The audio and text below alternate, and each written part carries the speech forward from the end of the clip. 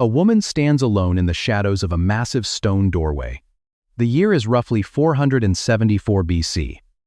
Deep inside the royal fortress of Susa, a minor palace protocol, to speak with a moody, unpredictable husband. We assume she was merely risking his annoyance or a temporary loss of favor.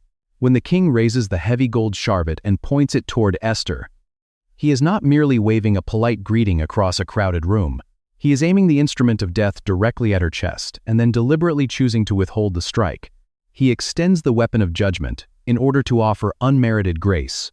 The very object that possessed the legal authority to crush her becomes the exact mechanism used to save her. That physical reality changes how we view the scepter. It is not just a royal decoration. It is a lethal weapon neutralized by the king's mercy. But the story does not end there. The object is significant. But the timing of this transaction reveals an even deeper architecture woven into the text. Esther does not attempt this terrifying approach on just any day of the week. She does not cross the threshold randomly. She waits for a very specific biblical moment to step into the light. Before Esther crosses the threshold of the throne room, the biblical writer gives us a specific chronological detail. It is a detail that seems like a minor historical note. But in the language of Scripture, it is a massive, flashing light. Esther chapter 5 begins with these words. On the third day, Esther put on her royal robes and stood in the inner court of the king's palace. But that common interpretation fundamentally misunderstands the reality of the ancient world. This was not a domestic dispute. She does not approach Ahasuerus immediately after discovering the plot against her people. She delays the confrontation. She sends a message back to her cousin Mordecai, ordering all the Jews in the capital city to fast for 3 days and 3 nights. They are to consume no food and no water. She and her attendants do the exact same thing. Biologically, 3 days without water pushes the human body to the absolute brink of systemic failure. Her mouth would be completely dry. Her pulse would be weak. Esther is physically failing. But spiritually, she is aligning herself with one of the deepest architectural structures in the Bible. In the Hebrew scriptures, time markers are rarely accidental. When a biblical author tells you exactly what day an event occurred, they are giving you a key to unlock the theological meaning of the scene. And in the biblical imagination, the third day is never just a Tuesday or a Thursday. The third day is the day of deliverance from death. Step back and look at the pattern. When Abraham is commanded to sacrifice his son Isaac, they travel through the wilderness in agony.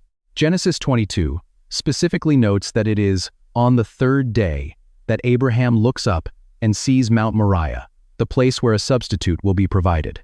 This was the epicenter of the Persian Empire, the most powerful political machine on the planet at the time, and his son's life will be spared. For those 3 days of travel, in Abraham's mind, Isaac was already a dead man. On the third day, he is effectively restored to life. Centuries later, the prophet Jonah rebels against God and is swallowed by a great fish. He descends into absolute darkness. Surrounded by the waters of chaos, he refers to his underwater prison as the belly of Sheol, the realm of the dead. But on the third day, the text says, the fish vomits Jonah onto dry land. The grave cannot hold him. The prophet Hosea writes to a broken, exiled Israel and promises a future restoration using this exact framework. After 2 days, he will revive us. On the third day, he will raise us up, that we may live before him. Once the pattern becomes visible, the story in the Persian court reads differently. Esther's 3-day fast, without food and water, is a physical descent into the grave. She is deliberately dying to her royal privilege. She is stripping away her earthly security and standing in solidarity with her condemned, helpless people. When she dresses in her royal robes on the morning of the third day and steps into the inner court, she is not walking in as a confident political strategist. She is walking in as a dead woman. She expects to die. She told Mordecai, "If I perish, I perish." The law governing the inner court was not a polite guideline for royal scheduling or a boundary for personal privacy, but the third day is the day the grave is forced to open. When the king looks down from his towering throne, sees his uninvited queen, and physically lifts the heavy golden sharvet, the biblical writer is showing us a resurrection. The weapon of execution is lowered. The automatic death sentence of the law is reversed. Life is granted where only death was expected. The scepter is extended. The barrier of the inner court is broken. But the transaction of grace is not yet complete. The king has made the offer. But the terrifying distance between the throne and the doorway remains. Esther is alive, but she is still standing at the threshold. To finalize the pardon and secure the salvation of her people, she must make a very specific physical movement. The king holds the gold. But look closely at what Esther does next. The king extends the solid gold rod. The royal guards freeze. The execution is halted. But the tension in the vast, cedar-lined hall does not evaporate immediately. The scepter has been extended, but Esther is still standing in the shadows of the threshold.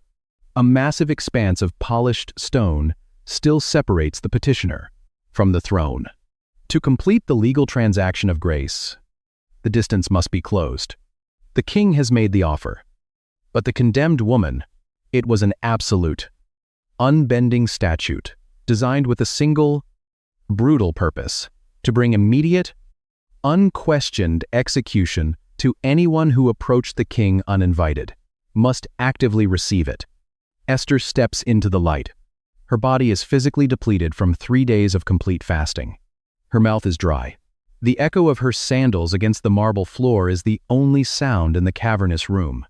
Every eye of every armed guard tracks her movement as she crosses the lethal territory of the inner court. The text records the climax of this terrifying journey with stark, quiet simplicity. And Esther drew near and touched the top of the scepter. It is a profound physical detail. She does not merely bow from a safe distance. She does not fall on her face at the doorway and shout her request across the room. Hoping the king will hear her, she walks directly up to the elevated throne, reaches out her hand, and makes physical contact with the weapon of judgment. The physical contact is a display of intimacy, invading a space designed entirely for terror.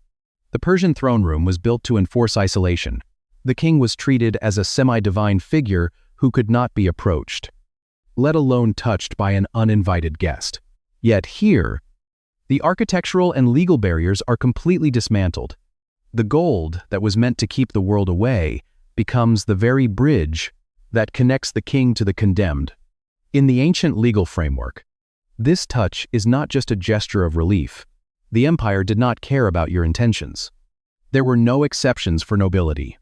There were no exceptions for family. There were no exceptions. It is an act of legal appropriation.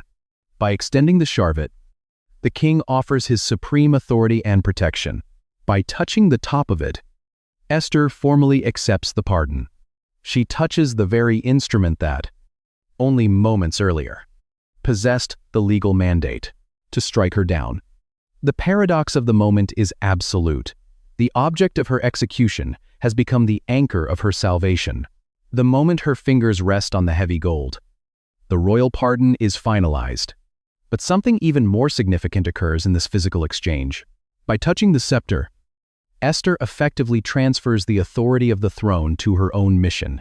She absorbs the terrifying power of the Medo-Persian Empire and prepares to weaponize it for the survival of her people. She entered the room as a condemned trespasser. She touches the gold and becomes a savior. She is acting as the perfect mediator. A true mediator must stand in the violent intersection between two opposing forces. On one side is a condemned, helpless people with no access to the king, waiting for an impending slaughter. On the other side is a throne of absolute power, insulated by inflexible law. Esther places herself directly in the middle. She belongs to the condemned people by blood, but she possesses access to the throne by position. She bridges the impossible gap with her own life, for the queen. To step into that room without a prior summons from the king was to legally forfeit your life on the spot. She is a breathtaking picture of intervention. But the Persian court, with all its terrifying architecture and golden symbols, is ultimately only a shadow. It is a historical preview pointing forward to a cosmic throne room with infinitely higher stakes. Esther's courage secured a temporary stay of execution for one nation, in one empire, for one generation.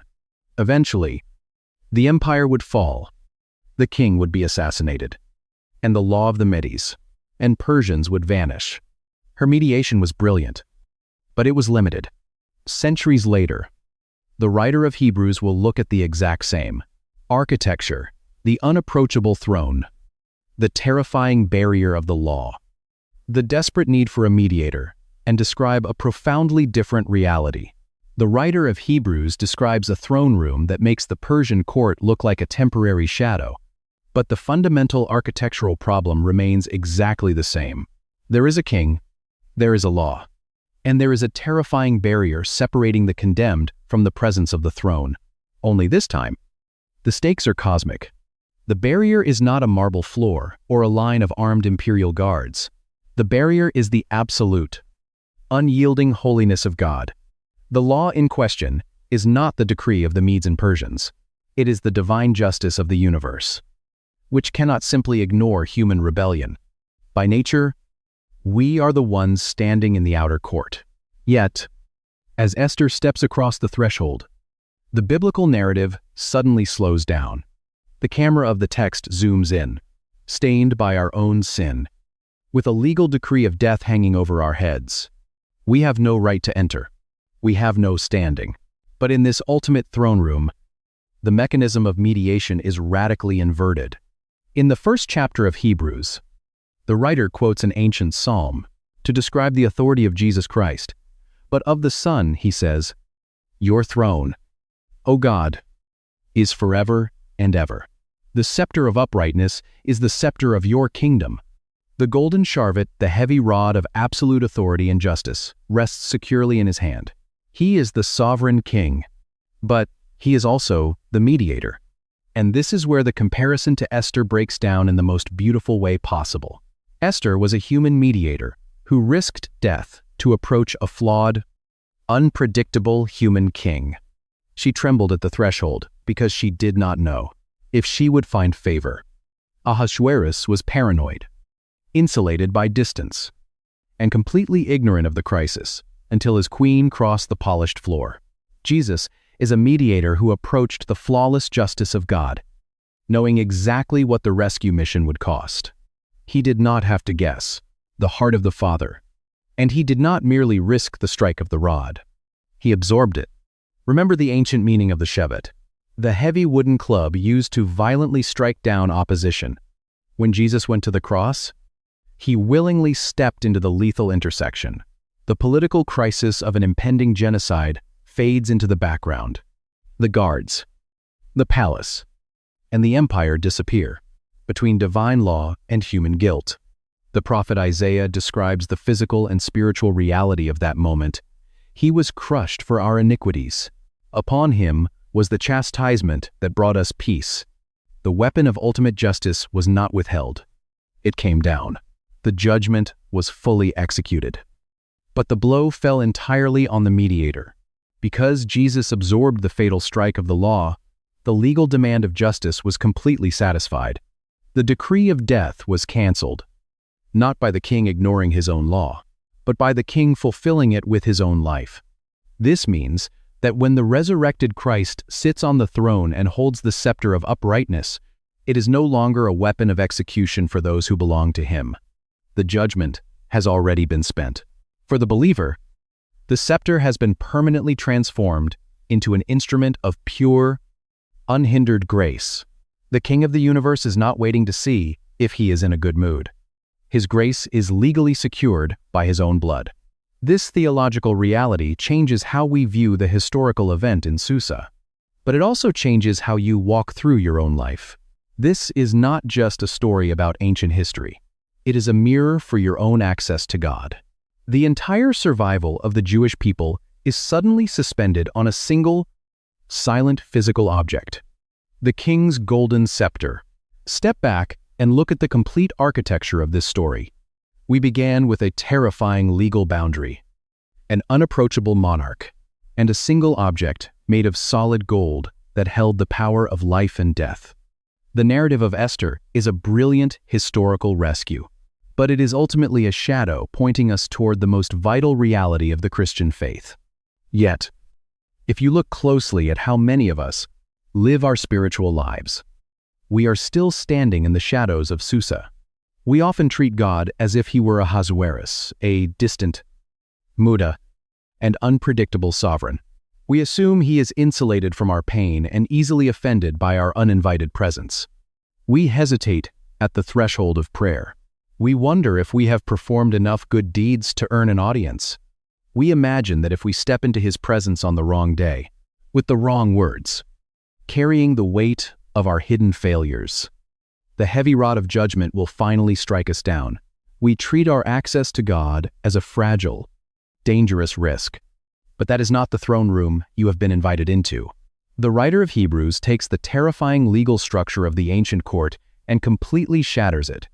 Because of the finished work of Jesus Christ, the invitation is radically altered. Let us then with confidence draw near to the throne of grace, that we may receive mercy. The air in the corridor is heavy with the thick scent of cedar and burning myrrh, but beneath her leather sandals, the marble floor is freezing. If the king does nothing, Esther dies. If he is surprised and simply speaks a greeting, the guards may still strike and find grace to help in time of need. Notice the specific language, not with terror, not with a desperate, life-threatening gamble, not with the paralyzing fear of an uninvited guest. You are commanded to draw near with confidence. This reveals the deepest contrast of the entire biblical pattern. This is not ultimately a story about a brave woman surviving a human king who might kill her. It is the story of a divine king who deliberately died for you. You do not have to wonder if the king will extend the scepter. He has already extended himself. The barrier of the law has been dismantled. The heavy, blunt force weapon of divine justice has already fallen on the ultimate mediator. What remains for you is only the golden scepter of grace, held permanently open by a king who wears the physical scars of your pardon. When you truly grasp this, your entire posture toward God changes. What failure are you carrying today that makes you feel like you belong in the outer court? What anxiety or shame keeps you standing at a distance? Afraid of his reaction? You do not have to bridge the gap yourself. Imagine the dark stone corridor of Susa one last time. Feel the heavy shadows, the freezing marble floor beneath your feet. For thousands of years, humanity stood exactly here, separated from the holy presence of God by the impenetrable wall of our own rebellion. The law requires a physical override. The only way the execution is stayed is if the king physically raises and extends the heavy rod.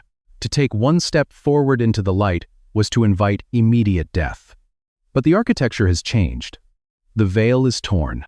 The immense, echoing hall is flooded with light.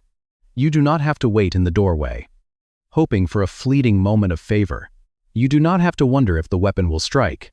The king is on the throne. The unalterable law of justice has been satisfied, and the golden scepter is permanently extended. You only have to reach out your hand and touch it, of solid gold resting in his hand. Why does the text focus so intently on this one item? Why is the survival of a nation suspended on the lifting of a single piece of gold? This is not ultimately a story about surviving a Persian king's volatile mood. It is a story about the terrifying barrier of the law and the physical mechanism required to bridge the gap between death and grace. The golden scepter is one of the most profound biblical symbols of how access, risk, authority, and courage all collide in one terrifying moment. We often read the story of Esther looking for moral inspiration. We want to find the courage to speak up in our own lives. But when we treat this moment only as an example of human bravery, we miss the theological architecture working beneath the surface. The scepter is not just a prop in a political drama. It is a developing biblical symbol that points forward to the very nature of how human beings can ever hope to approach the throne of God. Ahead of her lies a vast, echoing hall lined with towering stone pillars, painted in vibrant colors that catch the morning light. To understand what is truly happening in this room, we have to recognize the impossible trap Esther has willingly walked into. The law demanded her death, and Persian law was notoriously inflexible. If the rule of the inner court was absolute, why did the king use a physical scepter to break it instead of simply speaking a word of pardon? To answer that, we have to look closely at the terrifying architecture of the Persian court. And the reason this throne room was designed to keep the world away. The throne room at Susa was not designed for conversation. It was a machine built to generate terror. To understand why Esther's approach was an automatic death sentence, we must understand the man holding the gold and the paranoia that built the walls around him. King Ahasuerus, known to Greek history as Xerxes I, ruled over an empire stretching from India to Ethiopia. He commanded armies of millions and leveled cities that defied him. But ultimate power creates ultimate vulnerability. In the ancient Near East, assassination was the standard method of political retirement. Xerxes' own father, Darius, had seized the throne through a violent coup. Xerxes himself would eventually be murdered in his bedchamber by the commander of his royal bodyguard. For a Persian king, every shadow hid a dagger. Every uninvited guest was a potential assassin. At the far end of the room, elevated above the polished floor, a man sits on a throne. She is wearing her finest royal robes. To survive, the king had to become inaccessible. The palace at Susa was engineered to create an overwhelming sense of distance. Archaeological excavations of the royal audience hall, the Apadana, reveal a forest of massive stone columns towering 60 feet into the air. The king sat elevated on a throne, visually separated from the rest of the room. A petitioner entering the hall had to walk across a vast, polished floor, completely exposed to the royal guards and archers lining the walls. Distance meant safety, but this architecture of separation served a deeper purpose than mere physical security. It was theological. In the Persian imperial cult, the king was not just a politician. He was the earthly representative of divine order, ruling by the favor of the supreme god, Ahura Mazda. His isolation was meant to project an aura of divinity. Gods do not wait for human interruption. You do not casually approach a deity. You do not initiate contact with the throne initiates contact with you. Therefore, the law of the inner court was not just a security protocol. It was a religious boundary. To cross the threshold uninvited was to commit a cosmic transgression. It was a trespass into the realm of the gods. The execution had to be immediate because the holiness of the king's space had been violated by human presumption. Esther knew this reality intimately. But in this moment, a crown offers absolutely no physical protection. If she takes one more step forward, crossing the threshold into the light, she had lived inside this psychological fortress for 5 years. She knew the king's volatile temper. She knew what he had done to his previous queen, Vashti, simply for refusing an invitation. Now, Esther was preparing to do the exact opposite, force an invitation that had not been offered. She had not been summoned to the king in 30 days. In the silent, paranoid world of the Persian court, 30 days of distance was a terrifying signal of lost favor. Yet, a genocide against her people had been scheduled. The decree was signed.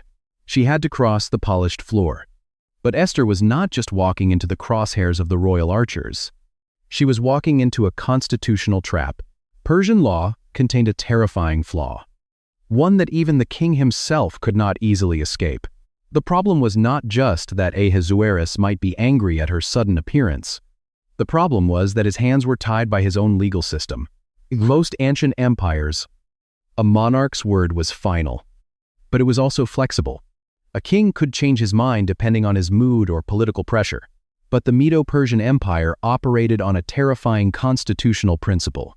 When a decree was written in the name of the king and sealed with his royal signet ring, it became mathematically permanent.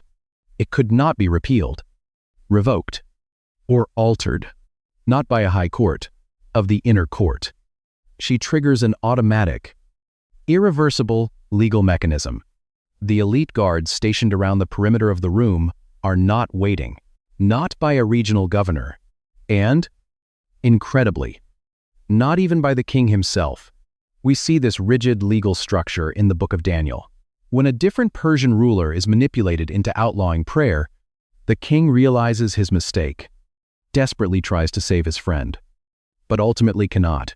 The law forces his hand. Daniel is thrown to the lions. The law of the Medes and Persians was blind, deaf, and utterly merciless.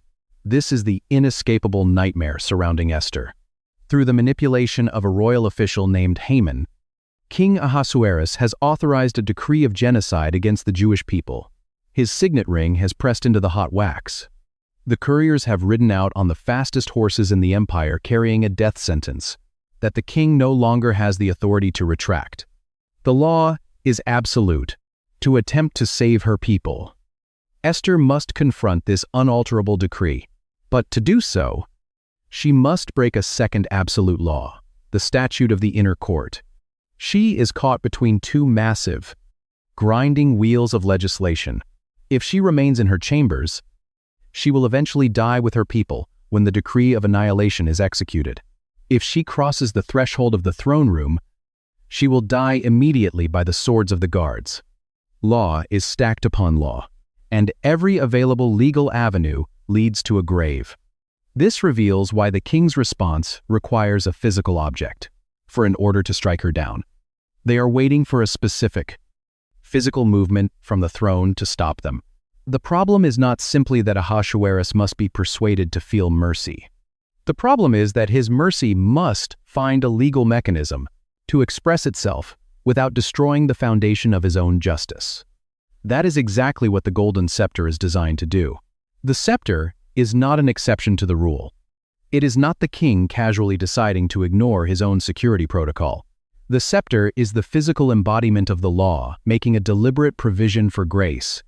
The Persian statute of the inner court contained one narrow, terrifying clause of survival: death is automatic, unless the king extends the golden scepter. The solid gold rod is the only instrument in the entire empire, authorized to suspend the execution.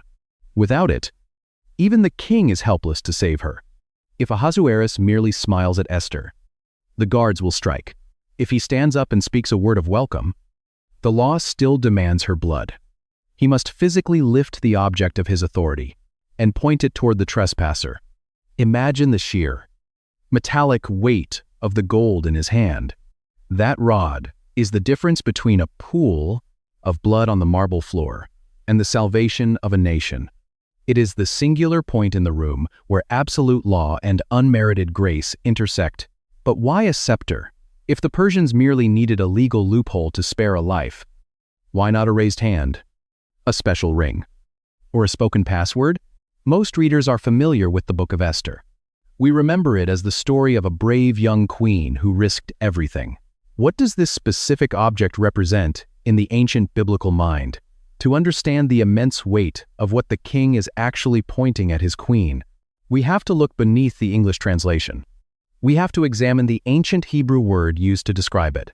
The golden rod in the king's hand was not designed to be a tool of welcome. It was designed to be a weapon.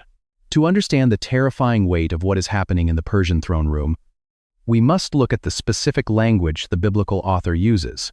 In the original text, the word for the king's golden object is sharvet. It is an ancient Hebrew word, heavily influenced by Imperial Aramaic, and it is translated simply in our English Bibles as scepter. The English translation is accurate, but it loses a critical layer of cultural menace. When modern readers hear the word scepter, we tend to imagine a ceremonial wand. We picture a delicate, decorative object, held during royal weddings or European coronations, covered in jewels and largely symbolic. It looks fragile, but in the ancient Near East, the sharvet possessed a much darker history, linguistically and culturally. The sharvet is deeply connected to an older, rougher Hebrew word, shevet. A shevet was a heavy wooden rod or club, long before Israel had kings. It had shepherds to save her people from a coming genocide. We usually imagine this specific scene, Esther approaching King Ahasuerus, as a wife breaking, and a shepherd carried a shevet at his belt. It was not a walking stick. It was a blunt force weapon used to strike the skulls of wolves, bears, and lions that threatened the flock. When David famously writes in Psalm 23, "Your rod and your staff, they comfort me," he is referring to the shevet, the heavy club that promises violent defense against predators. As history progressed and tribal leaders became monarchs, the shepherd's weapon evolved into the king's symbol of absolute authority.